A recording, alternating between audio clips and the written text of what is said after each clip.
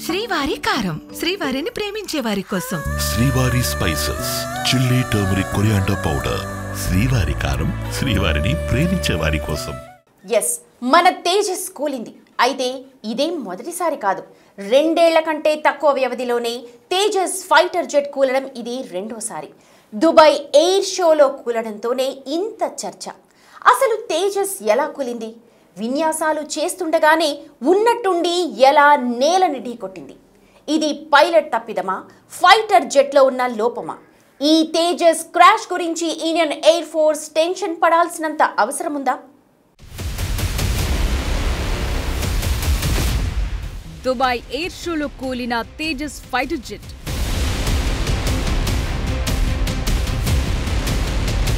ఒక్కసారిగా తేజస్ యుద్ధ విమానాలపై డిబేట్.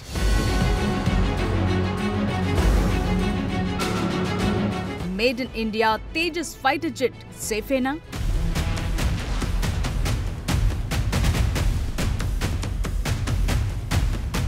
ఇండియన్ ఎయిర్ ఫోర్స్ కి చెందిన స్వదేశీ యుద్ధ విమానం తేజస్ దుబాయ్ ఎయిర్ షోలో కూలిపోవటం దేశవ్యాప్తంగా హాట్ టాపిక్ గా మారింది. 2 ఏళ్ల కంటే తక్కువ వ్యవధిలో తేజస్ కూలిపోవటం ఇది రెండోసారి. దాంతో ఈ లైట్ కంబాట్ ఫైటర్ జెట్ సామర్థ్యం, భవిష్యత్పై అనేక ప్రశ్నలు తలెత్తుతున్నాయి. దీనికి కారణాలు ఏవై ఉండొచ్చనే చర్చ కూడా ఇప్పుడు మొదలైంది. దుబాయ్లో ఇంటర్నేషనల్ ఎయిర్ షోలో విన్యాసాలు చేస్తుండగా ఈ ప్రమాదం జరిగింది. ఈ దుర్ఘటనలో పైలట్, వింగ్ కమాండర్ నమాంజు సయాల్ కూడా మృతి చెందినట్లు భారత వాయుసేన ప్రకటించింది. ప్రమాదానికి దారితీసిన కారణాలు పూర్తిస్థాయి విచారణ తరువాతే తెలుస్తాయని స్పష్టం చేసింది. ఇందుకోసం Indian air force court of ఎంక్వైరీని నియమించింది.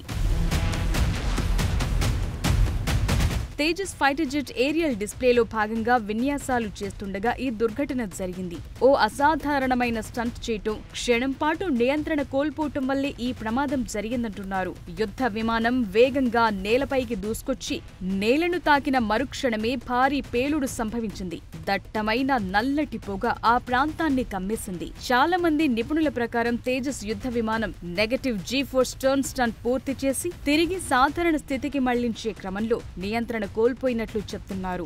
ఈ స్టంట్ చేసేటప్పుడు పైలట్ కొన్ని క్షణాల పాటు తలకిందులుగా ఉంటాడు. ఆ సమయంలో అధిక G-ఫోర్స్ కారణంగా తలవైపు రక్త ప్రసరణ పెరిగి పైలట్ గందరగోళానికి గురవటం కానీ, తాత్కాలికంగా గురుత్వాకర్షణ వల్ల స్పృహ కోల్పోయే ప్రమాదముంది. ఈ క్లిష్టమైన విన్యాసం నుంచి విమానాన్ని సాధారణ స్థితికి మళ్లించే క్రమంలో ఎత్తు తక్కువగా ఉండటం, వేగం సరిపోకపోవటం వల్ల పైలట్ ఆలస్యంగా రియాక్ట్ అవ్వటం కానీ, కంట్రోల్ తప్పటం కానీ జరిగుండొచ్చంటున్నారు.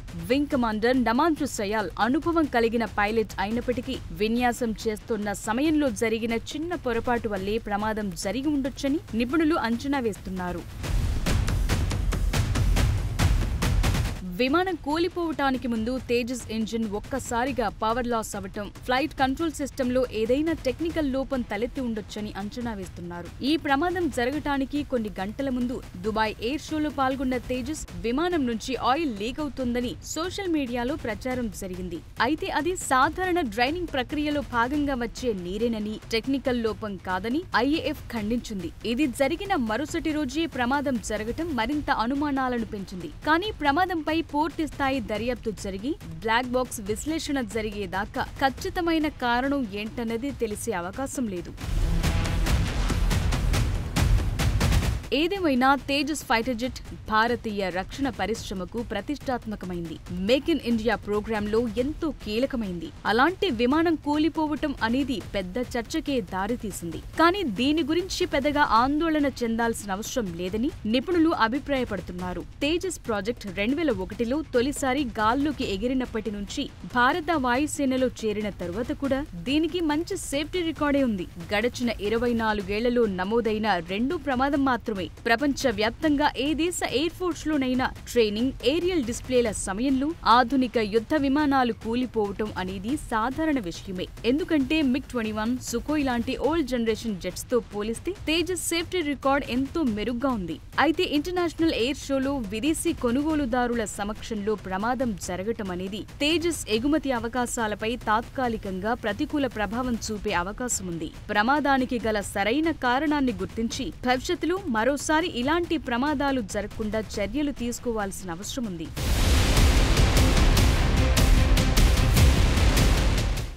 ఇప్పుడు మ్యాటర్ మన తేజస్ ఫైటర్ జెట్స్ కూలడం గురించి కాదు.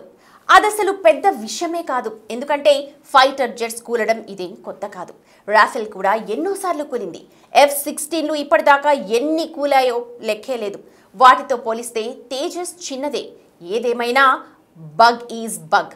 అందులో లోపం ఎలాంటిదైనా దాన్ని సరిచేయాలి. ఎందుకంటే MiG-21 యుద్ధ విమానాల స్థానాన్ని భర్తీ చేసేందుకు తెచ్చిన తేజస్ మరోసారి ఫెయిల్ అవ్వకుండా చూడాలన్న అభిప్రాయాలు వినిపిస్తున్నాయి. తేజస్ మళ్ళీ కూలొద్దంటే ఇండియన్ ఎయిర్ ఫోర్స్ తీసుకోవాల్సిన జాగ్రత్తలేంటి?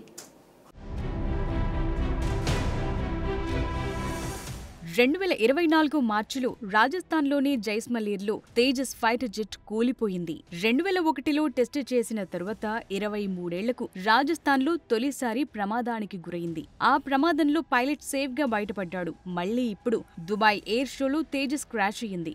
24 ఏళ్లలో కేవలం 2 సార్లు మాత్రమే తేజస్ కుప్పకూలింది. దీనికి ఇండియన్ ఎయిర్ ఫోర్స్ లో మంచి సేఫ్టీ రికార్డుంది. హిందుస్థాన్ ఏరోనాటిక్స్ లిమిటెడ్ తయారు చేసిన ఈ LCA తేజస్ తమిళనాడులోని సూలూరు స్క్వాడ్రన్ కు చెందింది. 2016 నుంచి సర్వీస్లో ఉంది. ఇటీవలి కాలంలో MiG-21 విమానాలను తొలగించిన తరువాత తేజస్ ను ఎయిర్ ఫోర్స్ తమ తదుపరి ప్రధాన యుద్ధ విమానంగా భావిస్తోంది. తేజస్ విమానాన్ని వేగంగా దిశను మార్చుకునేలా డిజైన్ చేశారు. అందువల్ల దాని రూపకల్పన స్వతహాగా అస్థిరంగా ఉంటుంది. దీని కారణంగానే తీవ్రమైన నెగటివ్ G లాంటి విన్యాసాల సమయంలో నియంత్రణ కోల్పోయే అవకాశముంది. దాన్ని కంట్రోల్ చేయడానికి అత్యాధునిక ఫ్లై బై వైర్ వ్యవస్థను దీంట్లో అమర్చారు. IAF ప్రస్తుతం Tejas MK-1 light combat air craft ని ఉపయోగిస్తోంది. భవిష్యత్తులో రాబోయే మరింత అడ్వాన్స్డ్ తేజస్ MK-1A వెర్షన్ కోసం వెయిట్ చేస్తోంది. ఈ ప్రమాదం భవిష్యత్తులో రాబోయే జెట్ల తయారీలు, భద్రతా ప్రమాణాలు మరింత కట్టుదిట్టంగా ఉండేలా దృష్టి సారించేందుకు వీలు కల్పిస్తుంది. వాయుసేన దర్యాప్తులో ప్రమాదానికి గల అసలు కారణాలేంటో తేలాక లోపాలను సరిదిద్ది ఈ made in India fighter jet పై మళ్లీ నమ్మకాన్ని పునరుద్ధరించాల్సిన అవసరముంది. తేజస్ ఫైటర్ జెట్ కూలిపోవటం అనేది పెద్ద సమస్య కాకపోయినా దాని విశ్వసనీయతను, భద్రతను మెరుగుపరచడం అత్యవసరం. MiG-21 స్థానాన్ని భర్తీ చేసిన స్వదేశీ యుద్ధ విమానం కావటంతో దీనిపై అంచనాలు భారీగా ఉన్నాయి. ప్రపంచంలో ఏ ఫైటర్ జెట్ కైనా ప్రమాదాలు సహజమే అయినప్పటికీ భవిష్యత్తులో తేజస్ మరోసారి ఫెయిల్యూర్ కాకుండా ఉండాలంటే ఇండియన్ ఎయిర్ ఫోర్స్ కీలకమైన జాగ్రత్తలు తీసుకోవాల్సిన అవసరం ఉంది. ఇందుకోసం టెక్నికల్ ఇన్వెస్టిగేషన్, సిస్టమ్ ఇంప్రూవ్మెంట్ తక్షణమే చేపట్టాలి. ఇది మానవ తప్పిదం వల్ల జరిగిందా, డిజైన్ లోపాల వల్ల జరిగిందా, మెటీరియల్ ఫెయిల్యూరా లేక టెక్నికల్ లోపమా అనే అంశాలపై దృష్టి పెట్టాలి. విమానంలో తరచుగా కనిపిస్తున్న సాంకేతిక లోపాలేవైనా ఉన్నాయా అనే దానిపై లోతుగా రీసెర్చ్ చేయాలి. సాంకేతిక లోపాలతో పాటు పైలట్ శిక్షణ, ఆపరేటింగ్ విధానంలోనూ మెరుగుదల కావాలి. ప్రమాదకరమైన పరిస్థితులను ఎదుర్కొనేందుకు పైలట్లకు అడ్వాన్స్డ్ ఫ్లైట్ సిమ్యులేటర్లలో అత్యంత కఠినమైన ట్రైనింగ్ ఇవ్వాలి. అత్యవసర పరిస్థితుల్లో జెట్ ని ఎలా విడిచిపెట్టాలి అనే దానిపైన ప్రత్యేక శిక్షణ ఉండాలి. కాక్పిట్ డిజైన్, డిస్ప్లేలు పైలట్ కు ఒత్తిడి సమయంలోనూ స్పష్టంగా, సులభంగా అర్థమయ్యేలా ఉన్నాయో లేదో రివ్యూ చేయాలి. భవిష్యత్తులో రాబోయే తేజస్ మార్క్ 1A, మార్క్ 2 వెర్షన్లలో ఈ లోపాలు రిపీట్ కాకుండా చూడాలి. విమానం బిల్డ్ క్వాలిటీ, ముఖ్యంగా ఒత్తిడి ఎక్కువగా ఉండే భాగాల్లో మరింత పటిష్టత ఉండేలా చూడాలి.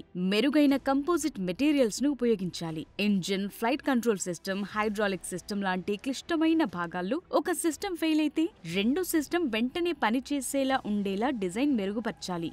ఫెయిల్ అయ్యే అవకాశం ఉన్న భాగాలను విదేశాల నుంచి దిగుమతి చేసుకోవటం కంటే దేశీయంగా మెరుగైన నాణ్యతతో అభివృద్ధి చేయడంపై దృష్టి పెట్టాలి. తేజస్ అనేది కేవలం ఓ ఫైటర్ జెట్ కాదు. ఇది భారతదేశ సాంకేతిక శక్తికి ప్రతీక. ప్రపంచవ్యాప్తంగా విజయవంతమైన F-16, రఫెల్ లాంటి జెట్లు కూడా తమ సర్వీస్ హిస్టరీలో అనేక ప్రమాదాలను ఎదుర్కొన్నాయి. అందువల్ల దుబాయ్ ఎయిర్ షోలో జరిగిన తేజస్ క్రాష్ ని ఓ గుణపాఠంగా భావించి Indian air force, Hindustan aeronautics limited కలిసి పనిచేయాలి. ప్రతి బగ్ ని పరిష్కరించి నాణ్యత, భద్రతపై రాజీ పడకుండా చర్యలు తీసుకోవాలి. అప్పుడే తేజస్ ఫైటర్ జెట్ MiG-21 స్థానాన్ని భర్తీ చేస్తుంది. భవిష్యత్తులో భారత వాయుసేనకు వెన్నెముకగా నిలబడుతుంది.